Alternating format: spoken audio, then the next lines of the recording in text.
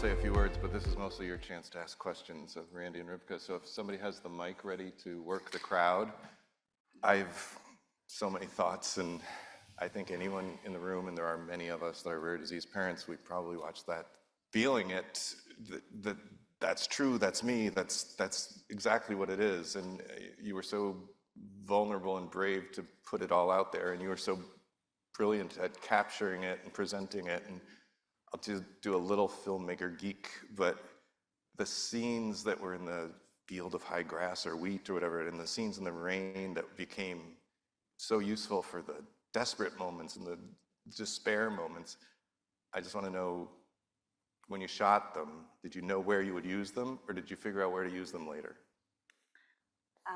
So first, thank you so much for having us. Thank you all so much. It's the film is a lot, I know, especially for, we're so grateful to be here in conversation with you all. So this started off, Randi's my partner, and this started off just as an audio conversation between the two of us that I ended up recording. I was going through a really hard grief in my own life, and I wanted to understand how Randi had gone through this experience, because when I met Randi and Moses, they were incredible. I didn't understand how she'd gotten from where she was at the beginning to where she is now, and I wanted to understand that. So there were no visuals, and we didn't want to do an interview. We just wanted to use kind of the experience. And so the metaphor of time and nature ended up being a really useful way to help tell a story that's hard to feel if you haven't gone through it.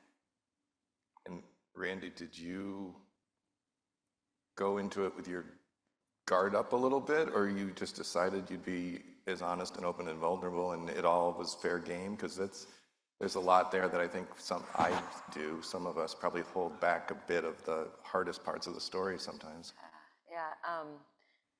No, I went into it pretty blind, in a sense that the conversation became a life of its own between us. It was like I was just talking to my intimate partner. I wasn't thinking who would view it. I didn't think anyone would, actually. And I think that's what allowed the intimacy that I think came through in the end. And we spoke for 3 hours, pretty uninterrupted. And then I think you cut that down to like a 20-minute radio edit. So I had no idea which parts of like Rivkah asked me so many questions and followed me through essentially a lot of my life. And I had never told my story about Moses from start to finish to anyone, especially not in the past decade. And that was therapeutic in and of itself, but I don't think I imagined that it would cut down in the way it did. It has been like a complete gift to have it packaged that way. And what I learned, what actually Rivkah taught me through making the film, was that like there were resources that I had in my life through my history with dance and farming and nature and time that I was using to parent Moses and to get through a grief around that I didn't even know I was using. And that was something that in your storytelling I learned. So do we have questions in the audience? Raise your hand if you do. I'll keep asking them if you don't. No, hi, my name is Nicole. I'm gonna try to say this without crying. So one of the things that one of my dear friends' sons was born with a rare disease, and then she proceeded to adopt 2 kids from the state because they couldn't have kids anymore. And I remember severely like drug babies and really impacted. And I remember one time, because they, withdrew from everyone, but I remember one time her saying to me, I know I'm supposed to be loving them, but I can't. And I just wish I could give them back, because they had adopted them. And, me naively was like, what do you mean, Kelly? You're amazing. Like, you got this. Like, not really accepting that, her being vulnerable in that reality. And I was just I almost lost it when you shared your truth about what you said at the beginning, like, I wish this wasn't even happening, right? I think that statement that you made is something that every single parent thinks about. And it's so real and so hard and sometimes not even accepted. And I just want to say thank you for giving people, for sharing your truth in such an incredible way. Obviously, it turned out amazingly in what you learned and how to love him. And when he looks at you, it's just, you can feel the love on screen. And I'm so glad it worked out the way it did for you. But I just wanted to say thank you for speaking such important truth, because it's so real and so raw for so many. So I just say thank you. And I feel like it's really important to also talk to this film as a journey of ableism.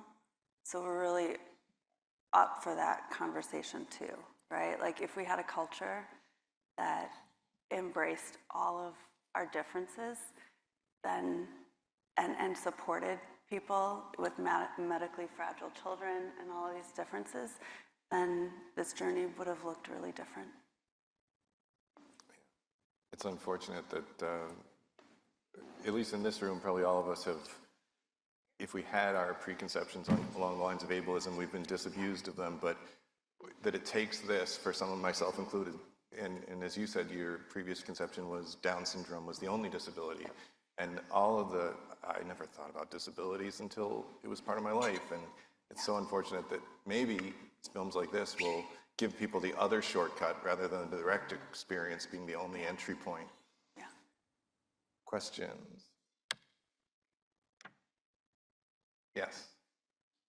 The mic's coming to you. Wait, because they won't hear you at home if we don't have a mic. What really touched me and what I've experienced in my life. In my life, I was a speech pathologist, so I work with a lot of disabled kids, and I had this poem that I would give parents called Welcome to, what was it? Amsterdam. Holland. Holland. Right. And, you know, it was so easy for me to pass it off and show compassion. And then in my life, here I have a child with Ehlers-Danlos and 11 other things. But I think the thing that I really embraced in your storytelling was the fact that it changes you. And you find a plane in your existence, at least for me, speak for yourself, that I didn't even know existed. Because I remember I always used to say, family first, right? Well, until that is tested, it's just a theory. So when you have to make those choices, and when you know, I was a PhD student. I was really accomplished in other areas, but I had to like make a choice of walking away from those in order to be there for my child. And actually, a lot of people sort of felt like I made the wrong choice. But for me and my values, it kind of made me, I thought I knew who I was, but it sort of, as I tell my child, you defined my edges. And I was happy with the choice that I made. But I found that society and looking at me as an accomplished person, that was not it. But because I had my own frame of reference, thank you, I felt good about my choices, whether anybody else did or not. And that included even family, because, you know, here's my daughter who's made all these achievements and was going here. And then I remember my daughter actually was hospitalized for attempting to commit suicide. And I went from my six-figure job to moving boxes at Amazon so I could have flexibility to be around her. Well, that was not something my mother was about to shout about, but it was my choice, and I'm glad I made it. And I'm okay with me, which is just as important, right? The most important thing. Wow, thank you. Yeah, I love what you said about defining edges and this idea of meaning making. You know, sometimes there's a shadow over a meaning, that the meaning comes later. And for me, you know, having Moses, it's chronically challenging to me and to my health and to my well-being overall. Like, he doesn't sleep through the night. So I haven't slept through the night in about 11 years, but it's the richest part of my life by far. And it's changed me completely, and I wouldn't change it, even though I don't know if I would choose it. And I think that's a nuance that's worth speaking in this room. And so I feel you.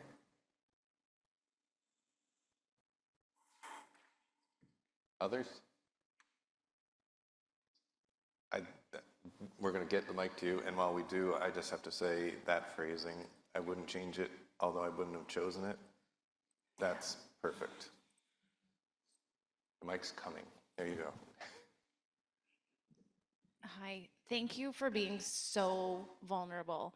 And what seemed to be an intimate conversation between two very close people, friends, lovers, turning into such a film. You spoke some of the things that I only speak to my dearest friends that have, no judgment about my life with my son.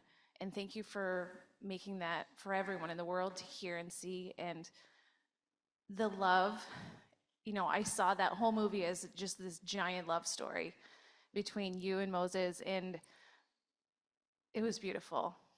Then these children in our lives, and I'm a rare mom, a mom of a rare little guy, and he's also 11, and he shows love differently and aggressively, and it's hard, but it's so beautiful on its own. So just thank you. Thank you.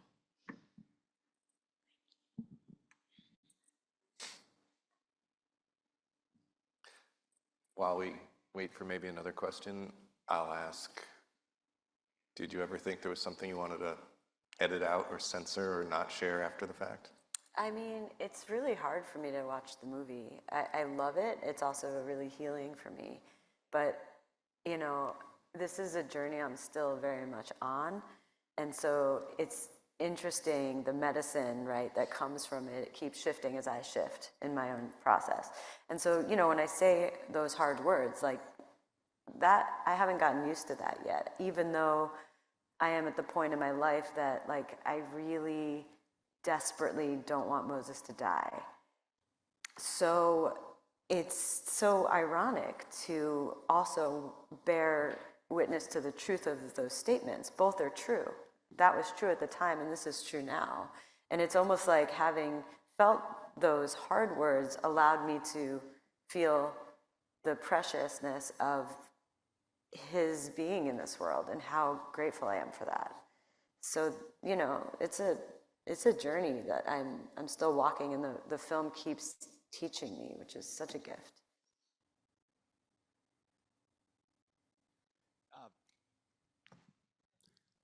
First of all, I just wanted to say thank you.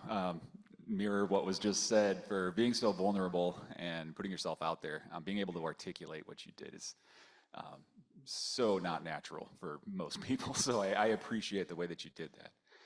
As a person with multiple kids, myself, watching the video and the other children that are there as well, I'd like to just hear a little bit, knowing that as parents, we love each of our kids 100%, but that you have these different connections.